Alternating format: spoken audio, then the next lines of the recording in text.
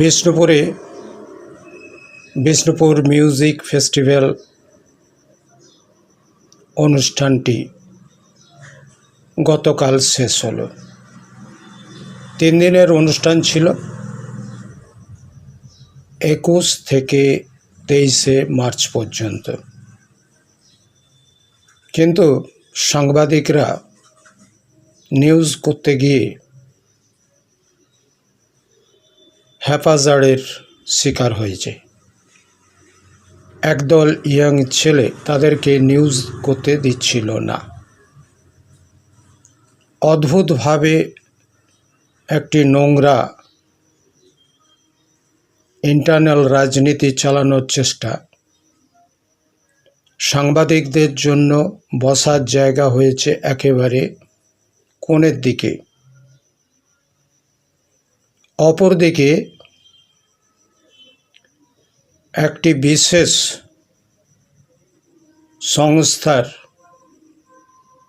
ফটোগ্রাফাররা সেখানে কেবলমাত্র ছবি তুলছিলেন। দেখা দেখি জনৈক বাঁকুড়া জেলার বহুদিনের পুরাতন সাংবাদিক, তিনিও কয়েকটি ছবি তুলতে গেলে তাকে বাধা দেওয়া হয়। এই নোংরামি কতদিন চলতে পারে? এবং এ ব্যাপারে তথ্য সংস্কৃতি আধিকারিক সৌমি দাসকে জানানো হলেও তার কাছ থেকে কোনো সদর্থক উত্তর পাওয়া যায়নি। যে ছেলেদের কাছে কোনো আইডি নেই, তারা কি করে একজন দীর্ঘদিনের পুরাতন সাংবাদিক এবং বাঁকুড়া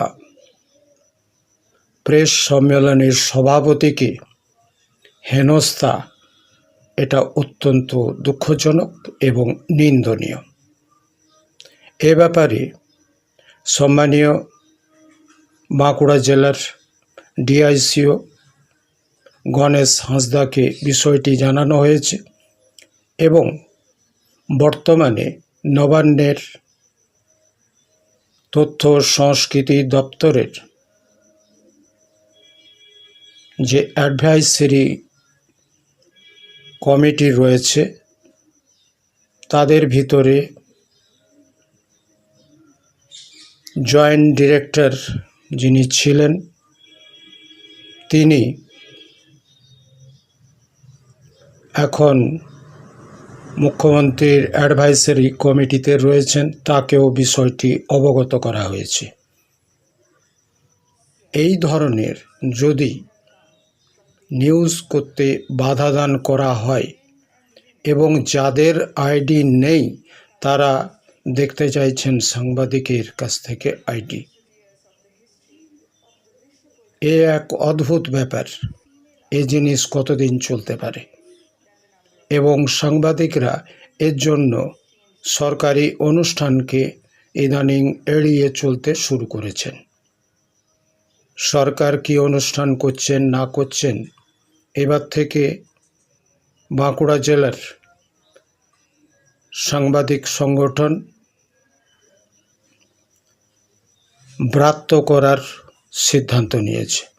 সরকারি কোনো অনুষ্ঠান তারা নিউজ করবেন না যতক্ষণ পর্যন্ত না প্রশাসন এ ব্যাপারে সক্রিয় হচ্ছে। লাইক করুন, শেয়ার করুন, সাবস্ক্রাইব করতে ভুল করবেন না। নমস্কার।